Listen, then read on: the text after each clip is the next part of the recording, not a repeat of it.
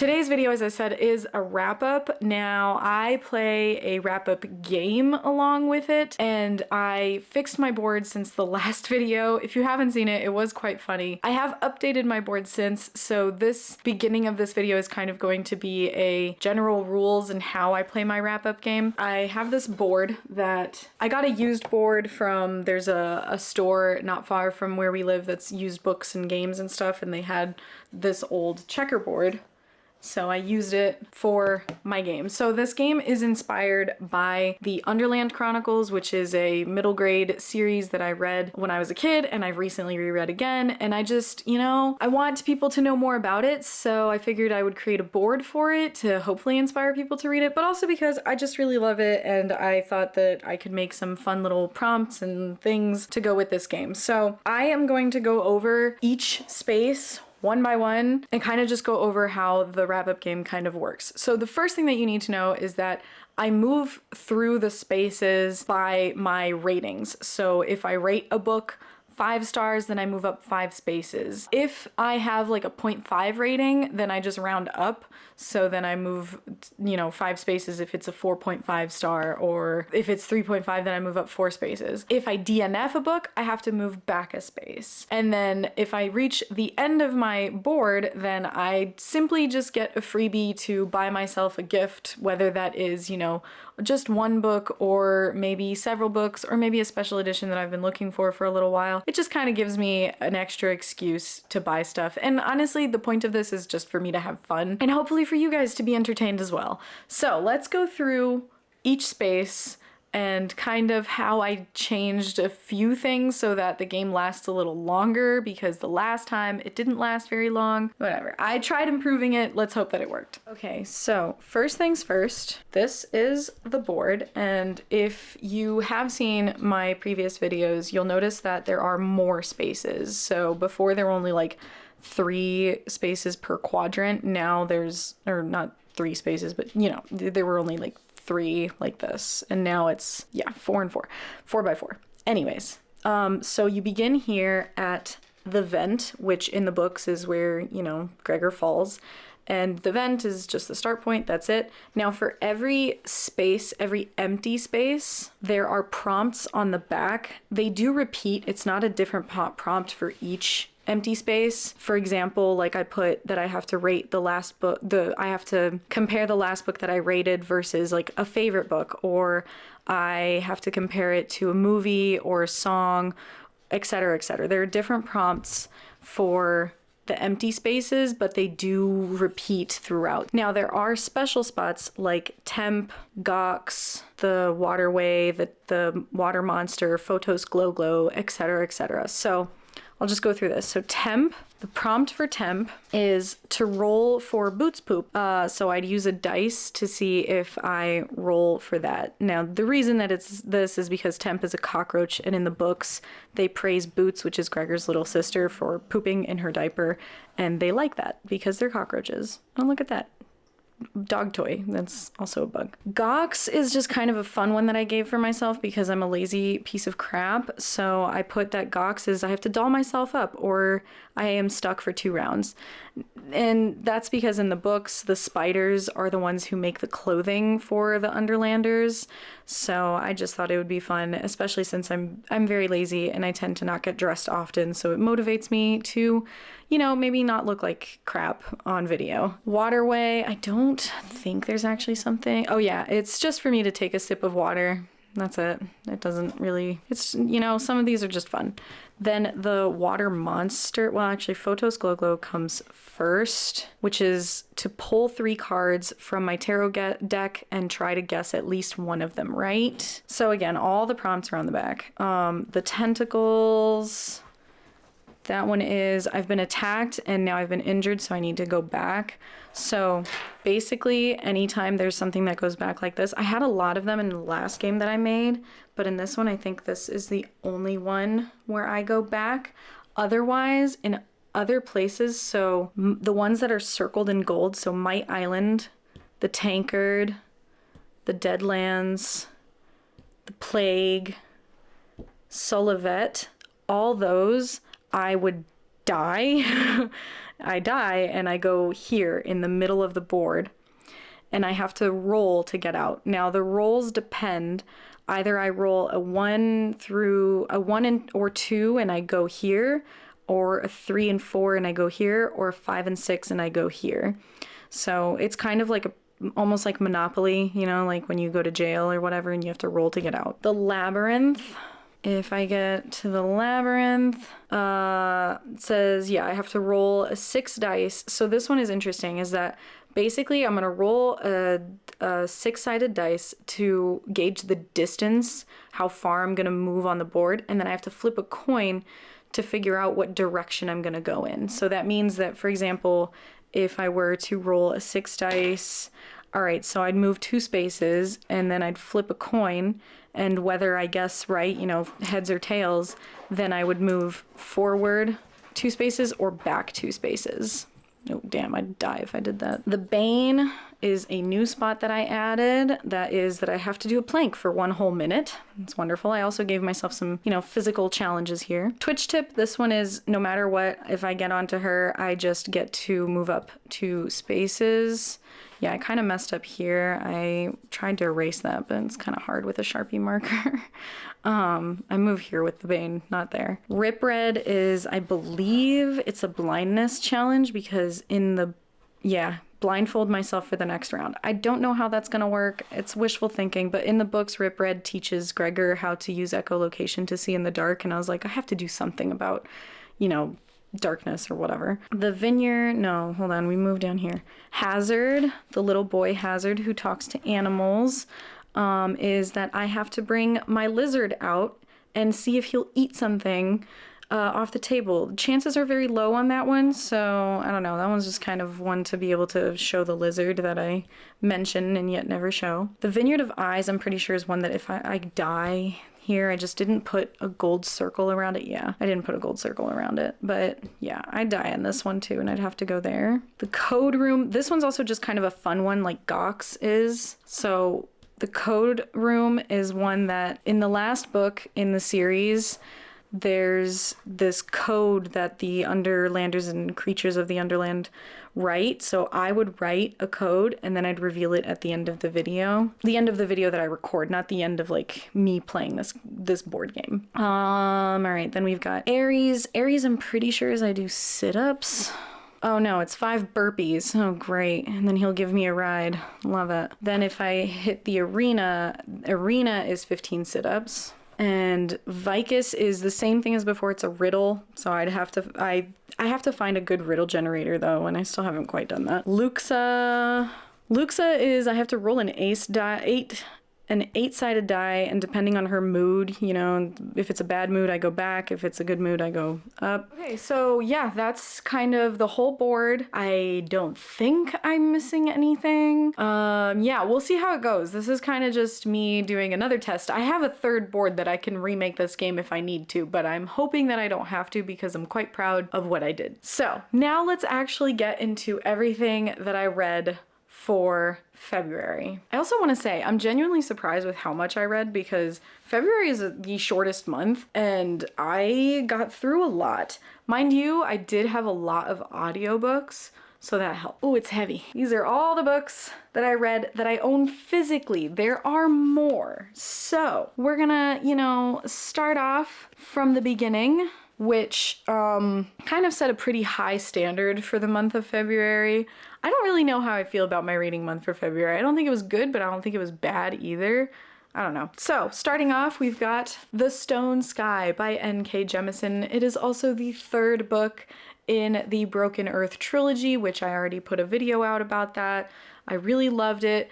I think the 3rd book is probably my least favorite though, and that's mostly because a lot of like the things that were coming to happen, I expected them to go a little differently.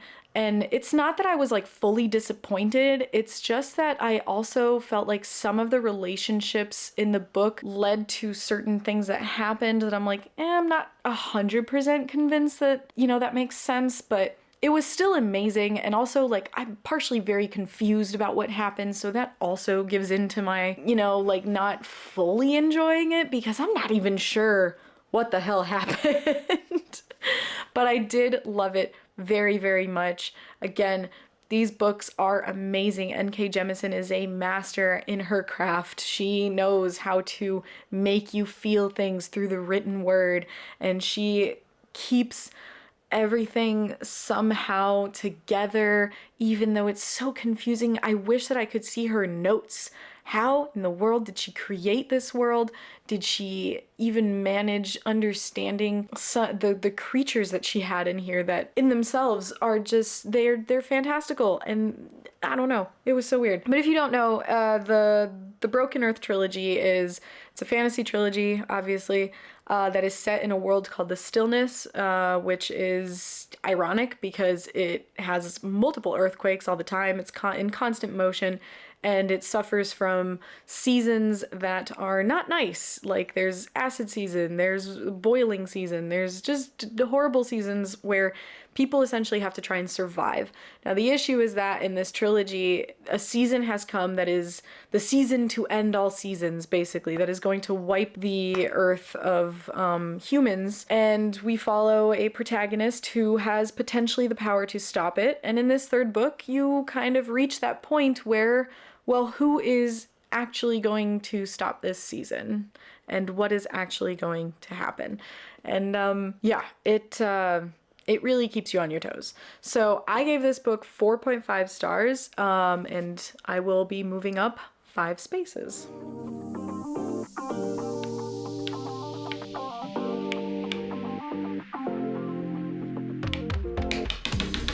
See, I find it very ironic that I just talked about this board and I just said that getting all dolled up and pretty for a video is just not something that I do. And I really don't want to do it. But if I don't do it, I'm stuck for 2 turns. 2 turns. I don't know. Am I willing to sacrifice? Yeah, I am. I'm sorry, but I'm not about to go put makeup on and doll myself up. Sorry, Gox. I just couldn't care less about looking presentable right now. It's a snow day. It's a snow day. I want to be lazy. I want to be comfy. So I will take the hit. I just won't move for 2 spaces. Okay, so moving on. The next book that I read was Desert Creatures by Kay Chronister.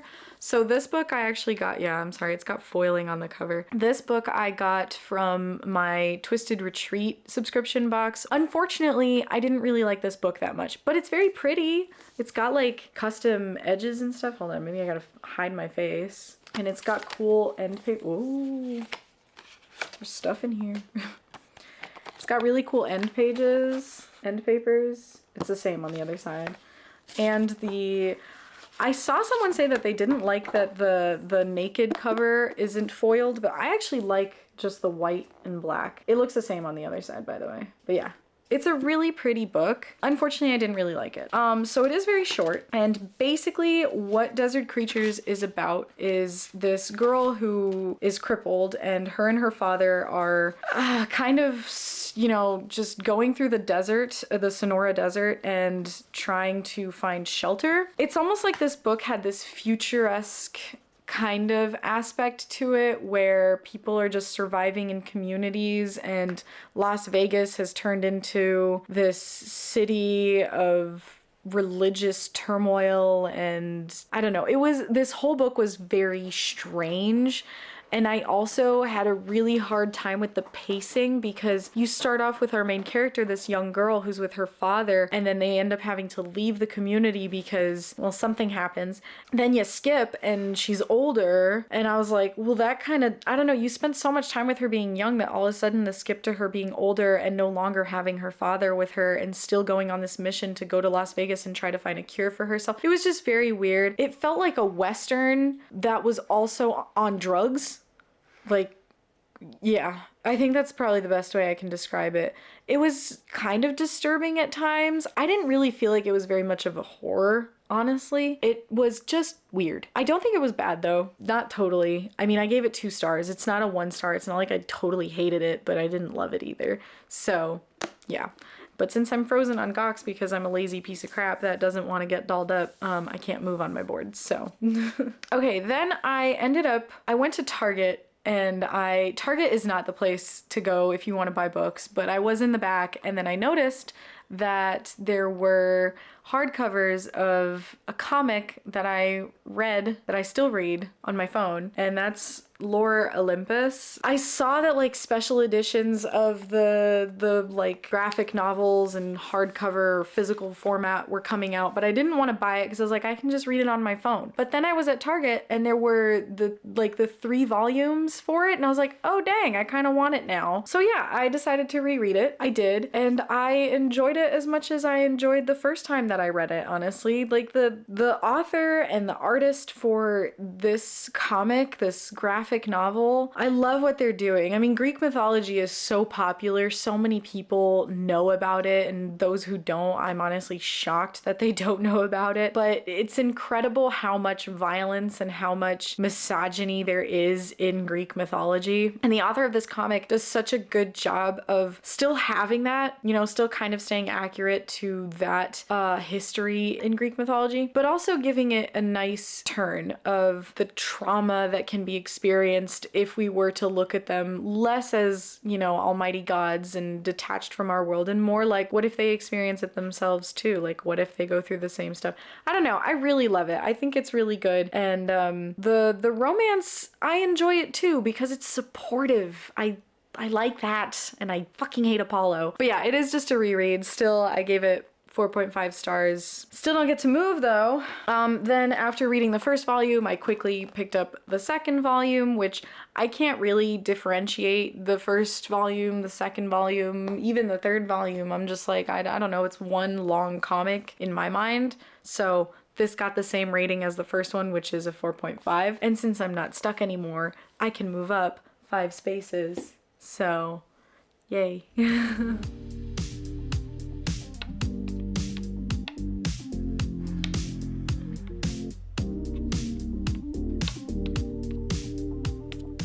So we landed on Photos Glow, which in the books, he's a very annoying light bug, or lightning bug, whatever you want to call him. But so I have my cards here. This is my big Cthulhu deck that I can't freaking mix for the life of me because the cards are massive. But I will pull out 3 cards after I've mixed it a few times, and then I'm gonna try and predict what I get. So here are my 3 cards, and I'm gonna predict that I at least have, I'm gonna say 9 of Cups, 3 of Wands, and the Lovers card. That's gonna be my guess. So let's see. Okay, Queen of Pentacles, not what I was looking for. Oh my gosh. Oh, damn it. That's not the 3 of Wands. What is this? Fucking 9 of Wands? Fuck, didn't I say 9 of Cups? Are you kidding me? And the Empress card. Motherfucker. These are cool cards though, aren't they? Oh, there's a lot of glare. Yeah, okay. It's maybe a little inappropriate for me to show that one.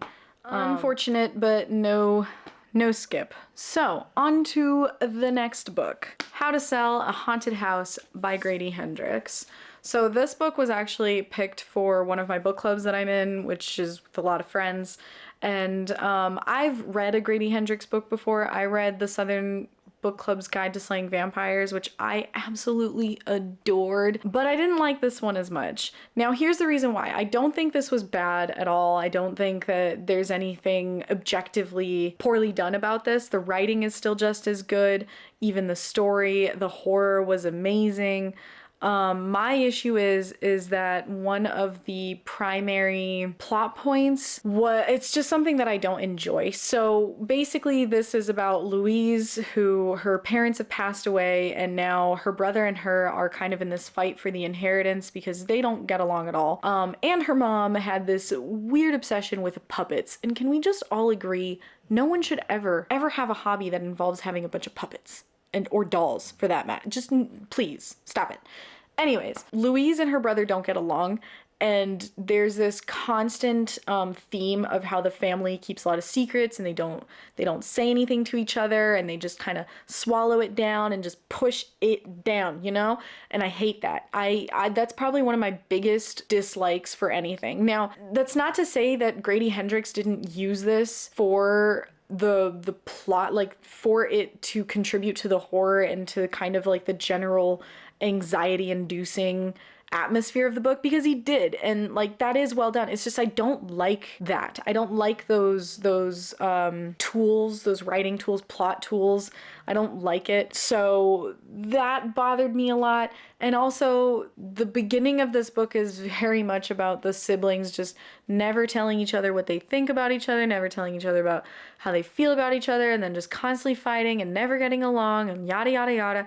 And then finally halfway through the book, you get a new point of view, and I was like, ooh, I like this. I really liked the new point of view. And then the end of the book, I was just like, okay, I'm kind of over this now. And also, like, there were just certain things that some characters would do or say that I'm like, why? Like, how did you come to that conclusion? But I'm not really going to go into that because spoilers. So this was, for me, kind of just a middle of the ground kind of book because I don't think it was bad. I still enjoyed reading it. The horror fucking got me. Oh my gosh. I nearly threw this book across the room several times. I definitely shut it real quick and was like, nope, we'll just read that a little later when I'm feeling more, you know, in a more powerful state of mind. That's about it. So it was kind of a middle of the ground book for me. So I gave it 3 stars.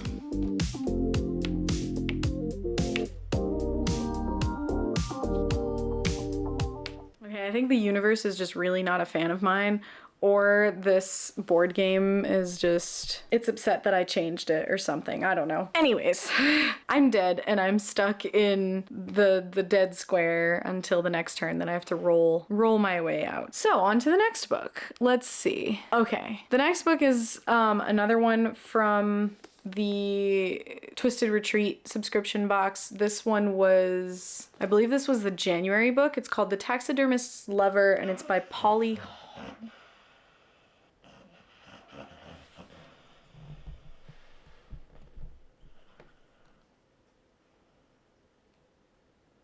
I think she was having a moment there. Anyways, what was I saying again? Right, The Taxidermist Lover by Polly Hall. This actually came out, I think, in 2020. This is just like a special edition that was provided by the Twisted Retreat box. What does it say? Yeah, 2020. When I was reading this, I put up on my Instagram story, I was like, is there such a thing as romance horror? And a few people said yes. They were like, yes, it's a thing. And I then in that case, I genuinely believe that this is a romance horror because The Taxidermist Lover is, it's from the point of view of this woman who is in a relationship with a taxidermist.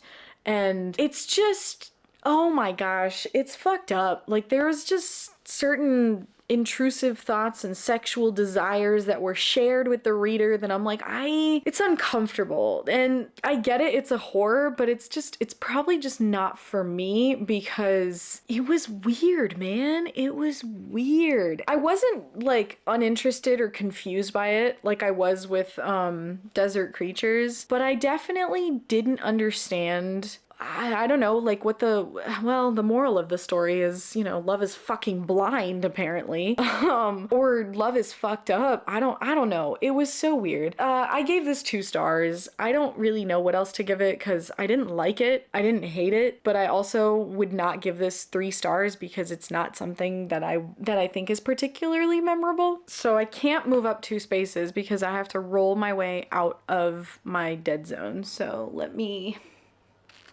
do that. So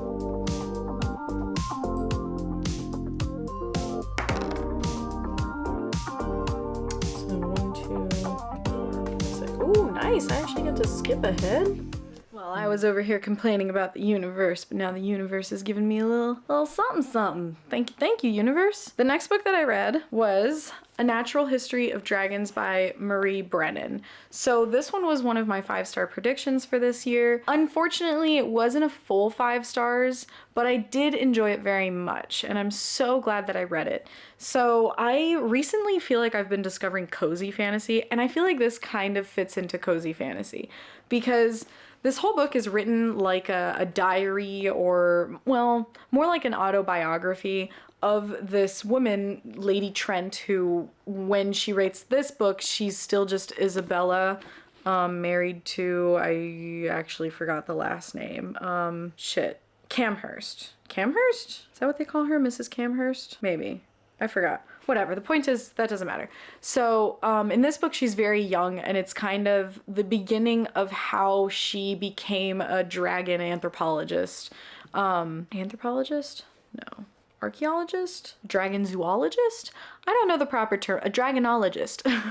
So you kind of just get bits of her life that are given to you by her, and she has this incredible sense of humor as well in the writing that just made it enjoyable to read. Now I will say there is like the theme of sexism in here, where she's part of a wealthy family, but she is not allowed to study dragons or anything like that. She's not really allowed to pursue sciences, even though that's what she wants to do, obviously. But she needs to marry. And unlike a lot of stories that take that approach of like, oh, and then, you know, she was forced to marry and she hated everything and then she sought out on her own and she battled the world.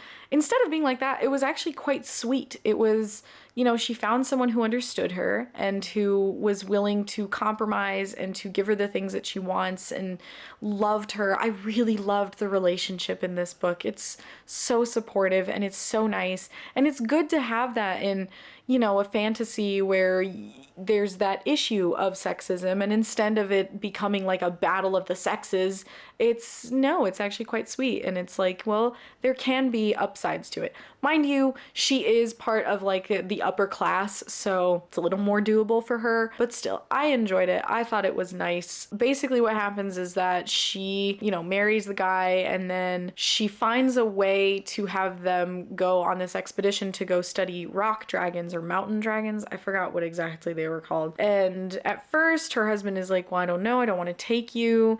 And it's, you know, at first, like, you think that it'll be, well, a woman shouldn't go, but he's actually concerned for her safety. But anyways, she still ends up going. And as they are studying these dragons, there's this mystery that kind of pops up, which is that the dragons, they can be territorial, but they're not like overly aggressive, and they don't attack humans unless they have been prompted to and been attacked first. But strangely enough, people are dying to the dragons frequently. It's becoming a bigger habit. And so because very little is known about the dragons, they try to investigate it and they try to figure out what's happening. And I really did like that very much. Now, the reason this didn't really get a full 5 stars is because at times my interest kind of went down, because honestly, I think I wanted more of like the environment and the setting and the spending time and observing the dragons. And it turned a lot more into trying to fit in with the local people and figuring out why the guy who was supposed to meet up with them wasn't there.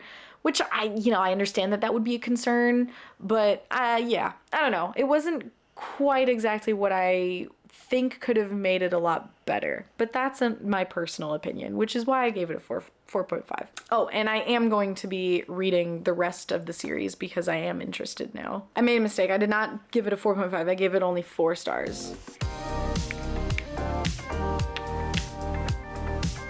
I don't want to. Okay, I think I've already made it very clear that I'm lazy today, and the arena spot is to do 15 sit-ups to prove your worth. I don't feel like proving my worth today, so no. I'm just gonna go ahead and give up the opportunity to skip. So we're moving on. That's all the physical books that I own that I can show. Now there are 2 more books that I read this month, and the first one is Network Effect by Martha Wells, which is the fifth? Yes, Network Effect is the 5th book in the Murderbot Diaries, and it's actually a full book. So the Murderbot Diaries have been novellas, but Network Effect is more than 200 pages, and it has more than just one main plotline that you follow, which I really enjoyed. I feel like I can't really say too much about it because everything that I really liked about it is pretty spoilery, but all I will say is for people who have read the Murderbot Diaries before is I'm so glad Art was back. I loved Art and I needed him again, or her, it, whatever. It's a ship. Why am I saying him or her? So I am very glad that Art was back. Now, if you don't know Murderbot Diaries, it's a sci-fi series. They're short novellas, and they're about this robot or this security unit who has dubbed himself Murderbot because he has, well, it, again, robot, why am I saying he? It has managed to hack into its governor module, which basically is like the program that makes it where it has to obey no matter what. And if it goes on a rampage, then the murderbot, the governor module self-destructs the security unit. But Murderbot hacked into it, so it doesn't need to worry about that. And all it does all day is watch shows on repeat in its like whatever head, so no one else can see it doing that, and it just kind of ignores humans. It's a pretty apathetic robot, but it gets involved into a lot of different things. And from the first book until Network Effect, somehow Murderbot has found a way to be allied to humans who have helped it gain independence of a sort, where now it can kind of choose who it wants to work for. And it chooses to work for this scientist who, ends up in a situation where now Murderbot is saving her daughter, who is a teenager. And I must say that the teenager robot, apathetic robot dynamic was amazing, and I loved it. And then Art being back and trying to figure out why Art came back and what happened to Art, and also potentially the Grey Kit Chris organization is kind of the thing that Murderbot and its fellow scientists are trying to fight against of a sort. And I don't know, I really love being with Murderbot because it's so over everything, and I can relate to that. So I really loved it. I originally gave it a 4.5, but I'm almost feeling like I just need to give it 5 stars, full 5 stars. I'm changing my ratings as I go along. Can you tell that I am very indecisive? So we're gonna just move up 5 spaces either way.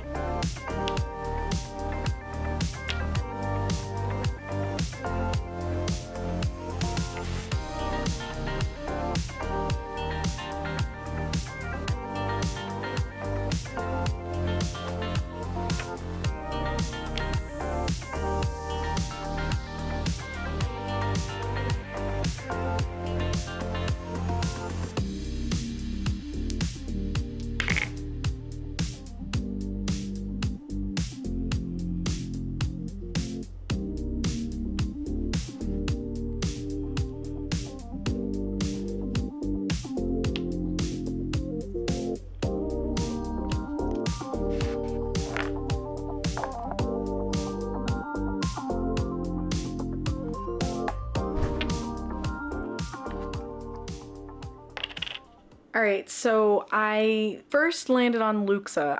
I'm getting through this board a lot faster than I thought I would, and I'm starting to regret now making the dying thing. Maybe the dying thing should just be I'm stuck there for a while, and that's it. I don't know. Anyways, then I landed on Luxa. Luxa, I rolled for her to see what mood she was in. Apparently she was in a good mood, so I skipped up 2 spaces, and I landed on blank space with the prompt for me to make a misleading yet accurate summary of the last book that I rated. Now the thing is, I don't think there is any way to make a misleading summary of Network Effect.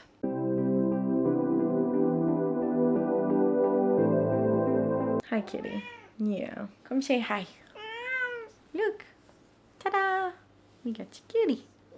Yeah, okay. Bye.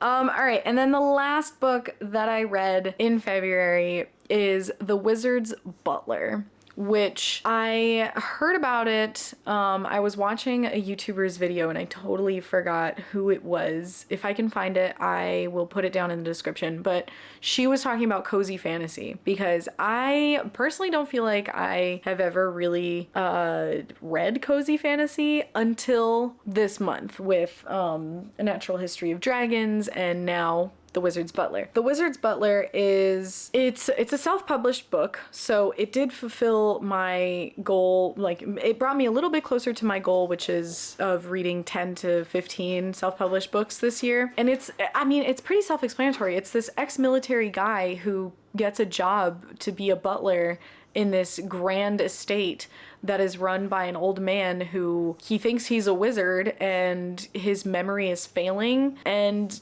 basically the butler guy just slowly learns that, you know, there are fairies on the property, and this wizard guy is a wizard, and his memory is failing due to unnatural causes. And that's, I mean, that's kind of it. There isn't really very much that happens in the book. It's a lot. It kind of really gives you more of a look into what it is to be a butler, and how it's more than just like, you know, opening the door or driving someone somewhere. Like it's almost like being a companion, and it really did feel very sweet a lot of the times, especially when the wizard was losing his memories and he was calling the main character, which I totally forgot his name. I think it was Richard, but I don't remember his last name. Anyways, he would call him the wrong name, but he didn't really mind. And then there are other wizards that appear that are trying to help and trying to well, there's also the issue of the ones who are trying to take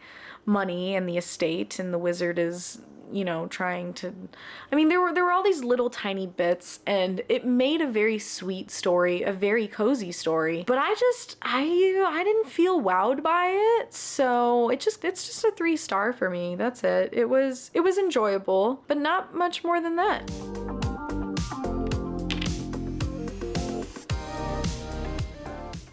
I won my game. I literally spent all that time remaking the game so that it would be more difficult for me to win. And yeah, I don't know, whatever. I mean, it's fine. I bought myself a few new books anyways, so I guess this will just be my excuse. You know, say, oh, it's okay, I earned this somehow. Yeah, I pre-ordered, what is it, The Adventures of Amina al-Sirafi. So that one's coming in March. I am pretty excited about that, even though I haven't read anything by that author yet. And then I have other pre-orders that are taking a little while, but what else did I buy recently? I feel like I have a bad habit of purchasing things. Oh yeah, I bought special edition books. So I guess I'll say that here too. Hold on, let me look it up because I'm right here, might as well. So I have the pre-order for Amina al-Sirafi that I already bought, and then I also bought the special edition for, oh shit, I'm an idiot. Oh wow, I just realized I just bought a special edition of The Adventures of Amina al-Sirafi and a special edition of The Art of Prophecy, and both of them are from Waterstones. So I'm like, maybe I should cancel my pre-order on Amazon for let's go ahead and do that real quick, because there's no point in me having a regular one and a special one. Hello? Not yet shipped. Can I cancel this? I mean, I don't know. I like writing in books though. Maybe I'll just do both. I did win my board game. Let's just do both. Why am I buying... Okay, I did a whole chat about how I try not to buy new books unless I know I'm gonna love them or I've already read them. I prefer to read them first before I buy them. So why am I buying 2 books, one special edition and one regular one, for a book that I haven't even read yet, and I haven't read anything by the author yet? Well, the cover looks fucking dope, and also pirates and fantasy. My expectations are high. So yeah, let's go ahead and be responsible and purchase 2 editions of the same book. Let's do it. A lot of people do it. I shouldn't do it because I can't afford it, but I'm gonna do it anyways. All right, and before we wrap up this video, I do want to talk about something else as well. I've been wanting to talk more about other things other than books on my videos. So one of the things is movies. Now, this month, we only watched 2 movies, and by we I mean my husband and I. We watched The Nice Guys, which I think came out in 2020. It has Ryan Gosling and I forgot his name. Here, I'll look it up. Oh shit. The movie came out in 2016, my bad. The Nice Guys came out in 2016, and it's with Ryan Gosling and Russell Crowe. And I'll just read this little... It was so funny. It was so funny. I really liked it. Holland March is a down-on-his-luck private eye in 1977 Los Angeles. Jackson Healy is a hired enforcer who hurts people for a living. Fate turns them into unlikely partners after a young woman named Amelia mysteriously disappears. Healy and March soon learn the hard way that some dangerous people are also looking for Amelia.